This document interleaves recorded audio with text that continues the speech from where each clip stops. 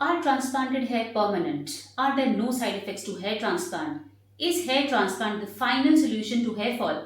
There are so many questions that people have in their minds for hair transplants, but unfortunately, they're not able to get the right, true answers. So, today I'm going to discuss the factors that one must consider before getting a hair transplant. Hi, friends, I'm Dr. Urvashi Chandra. I've been doing hair transplants in the last 12 years in New Delhi, India.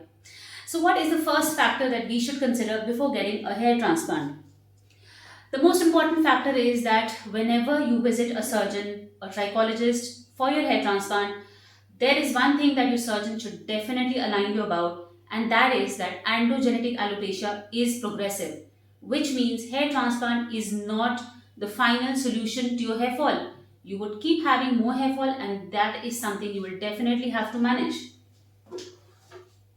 So, the first thing is androgenetic alopecia is progressive. Now, what does that mean? It's very simple. We have a lot of treatments. We have a lot of hair fall treatments such as medicines, tablets, GFC therapies, PRP. They all work to save your existing hair. But despite doing everything, it is not that androgenetic alopecia is not going to progress. It will still progress. You will still have some hair fall. Yes, with all these treatments, what we're doing is we are buying time. So suppose you are right now in stage 1 of androgenetic alopecia.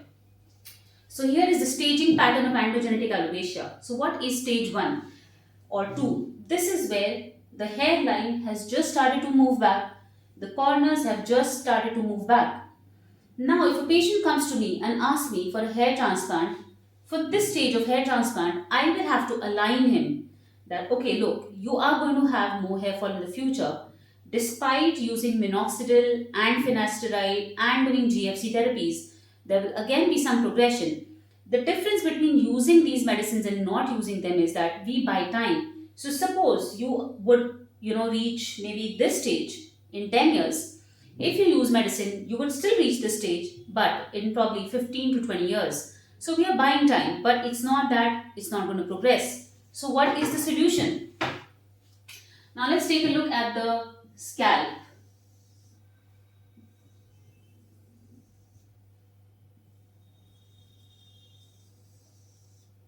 Generally, for the purpose of a hair treatment, we divide the scalp into 3 zones: A, B, and C. Now, if a person comes to me who is having hairline, regression, his hairline has moved back, he wants this area to be covered. So, I will be transplanting this entire area for him. But since we know that androgenetic alopecia is going to progress with medicines, of course, slowly, but despite that, he will have some amount of hair fall in the future as well. We can expect probably 5 years down the line or 10 years down the line, this hairline that was here would probably move back, and the side hairline would also dip down. So, the area that we had transplanted in the beginning will stand out like a different island of hair. So, what is the solution?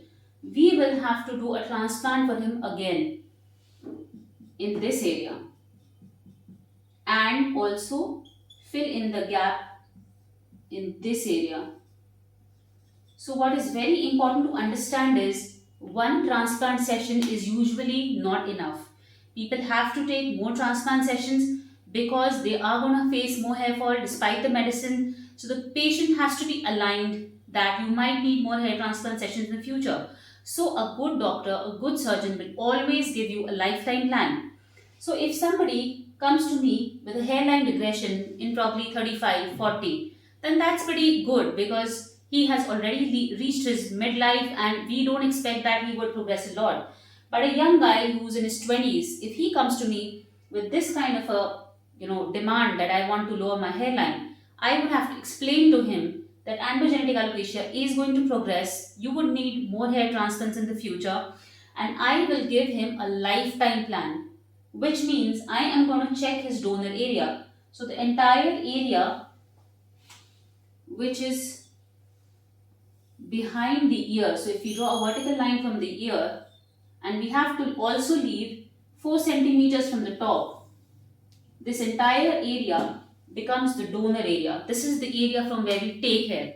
So I have to align him that your donor area may or may not be sufficient for future purposes. So I have to estimate his body hair as well. So I would always give him a lifetime plan. In case your hairline progresses further, if you have more hair fall, this is what we are going to plan for you.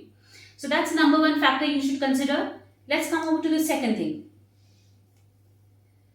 The second thing is you need to understand whether you really need a hair transplant. That is correct, because there are so many people who come to my clinic who have been given advice that they need a hair transplant. Reason being, the density of the top area was decreasing, but with simple medicines and maybe GFC procedure or PRP, the density has improved a lot. So the second thing that we need to consider is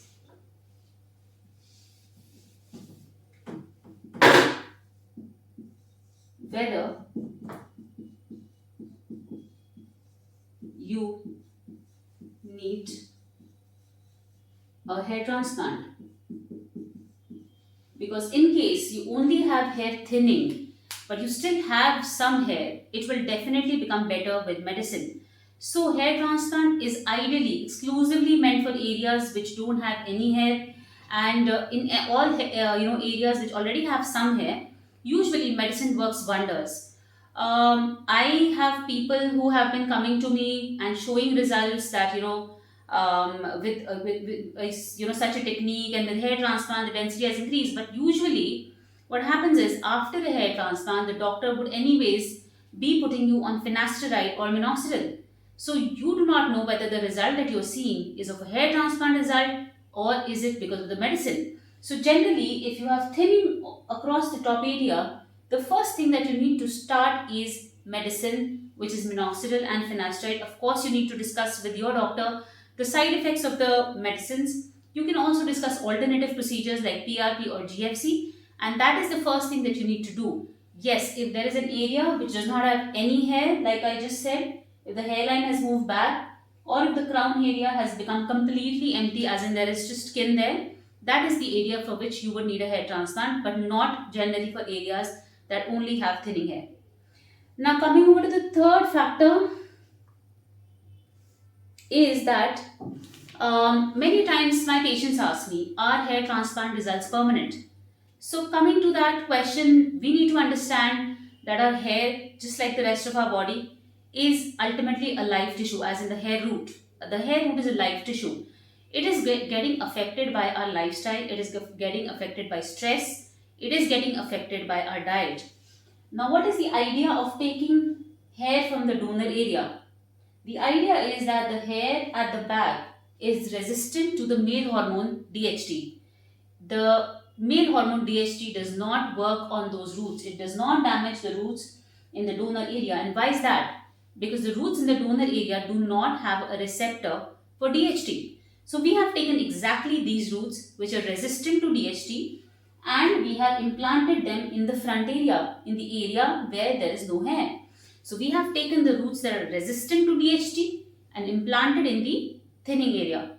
But what we need to understand is this hair is not resistant to stress, this hair is not resistant to dietary variations, this hair is not resistant to a poor lifestyle. So there are so many factors that we should consider before thinking whether the transplanted hair is going to be permanent.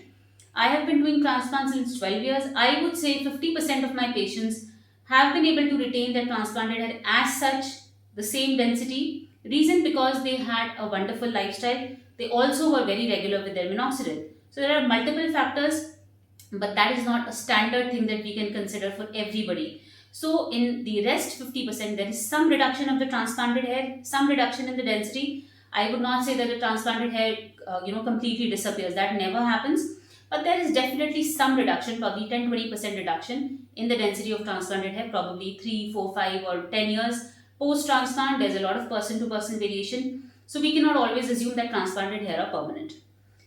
The fourth factor that we need to consider is, how is my donor area? Like I said, this is the area from where we are going to take hair. So if that area is not going to be good, if that area, the hair is thin, so okay, whether you need an HT and is my transplant permanent, that's the third thing.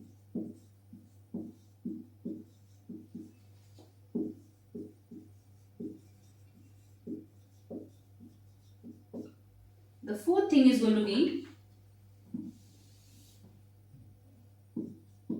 how is my donor?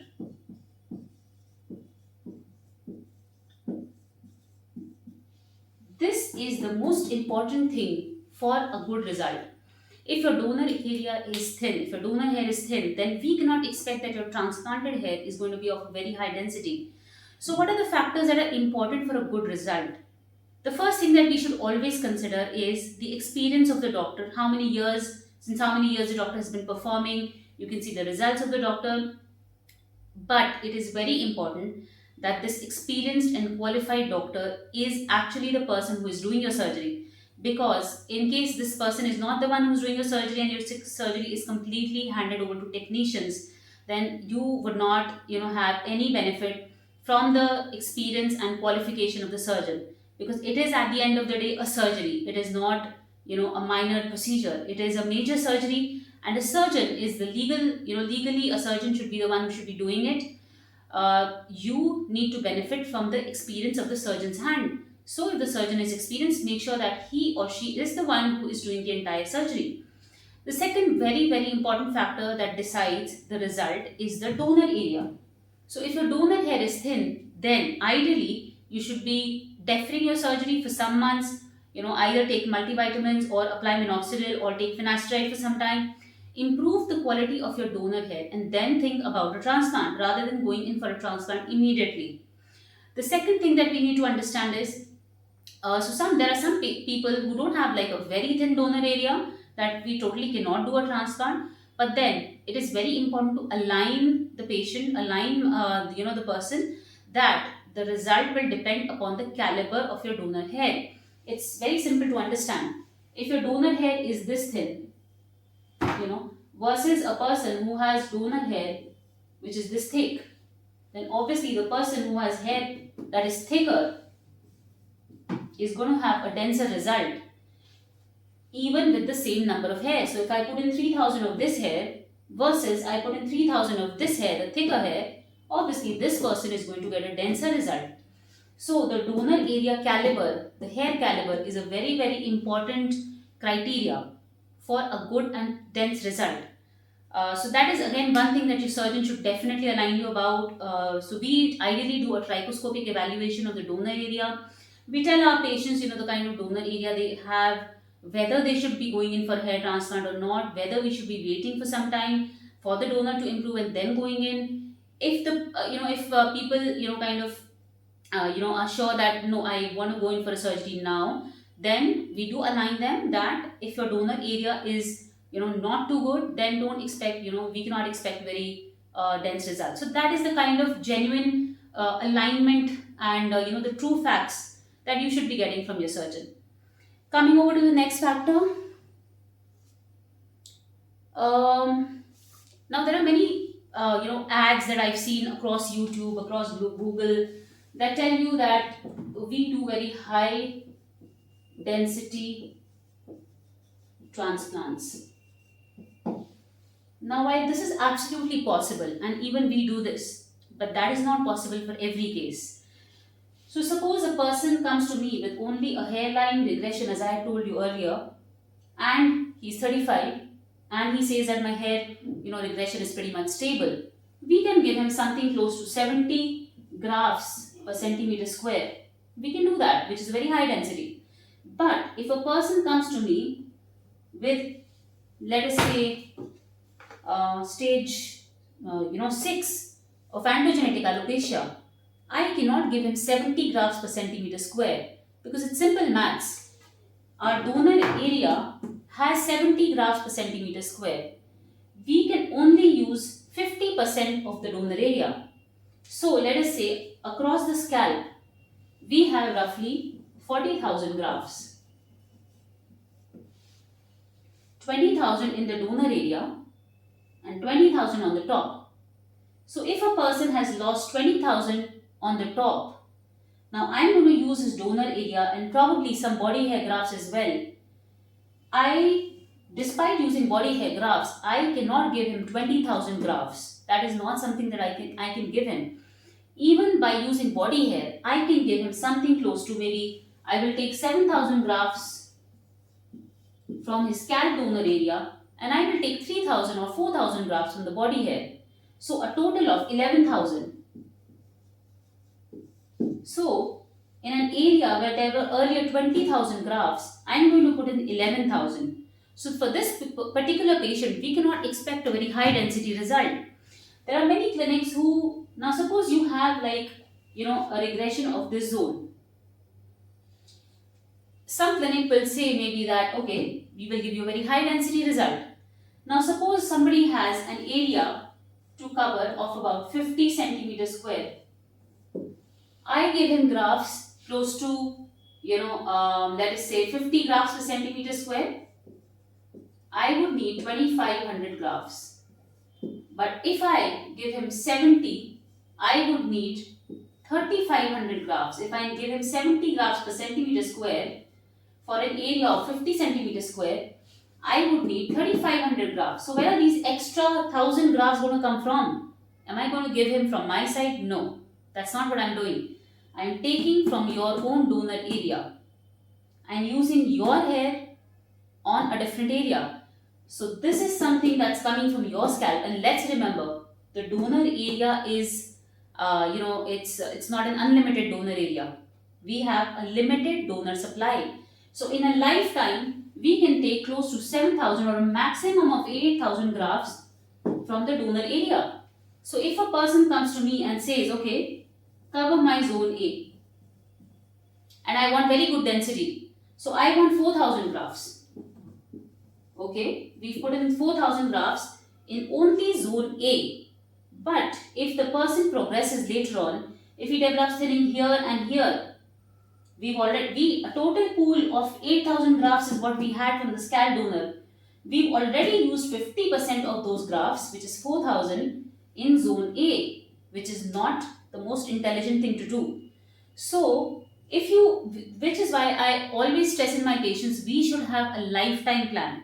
We should be able to plan right from the beginning. Okay, if you have thinning in zone A, we will probably take 3,000 scalp grafts and 1,000 body hair grafts. So the next time you have thinning in zone B and C, again we can take some scalp grafts and some body hair. So ideally what I do is that I always mix up. I always mix scalp hair and body hair just to save the scalp donor area, because I don't completely want to mess up the scalp donor area as well. I don't want to over extract, because if I over extract from the scalp, it will give a lot of scarring and there are going to be other side effects. So we should never over extract from the scalp or from any area of the body for that matter. So the simple maths has to be explained to the patient that while the donor area has a regular density of 70 grafts per centimeter square, if we try and give you 70, the same density across the top area, I'm sorry, we cannot do that because your area is huge. Like I said, if it's a small area, just the hairline, yes, we can do it. We can also do it if we can estimate that, okay, this person is not going to progress much, like a 40 or a 50-year-old coming in with a stage 2 androgenetic alopecia, right? I can give him 70 grafts per centimeter square. So it all depends upon the speed of progression for the person, how the donor area is, how many grafts he'll be able to give. So there's a lot of maths. So don't get fooled by these ads that say we do very high density transplants, because that is something that is so variable. There is variation between person to person. And transplants are not really about very high density. They are about coverage. They are about styling. We should be able to style our hair in such a way after a transplant that the thinning area is not visible. So that should be the aim of a transplant. So coming over to the next thing.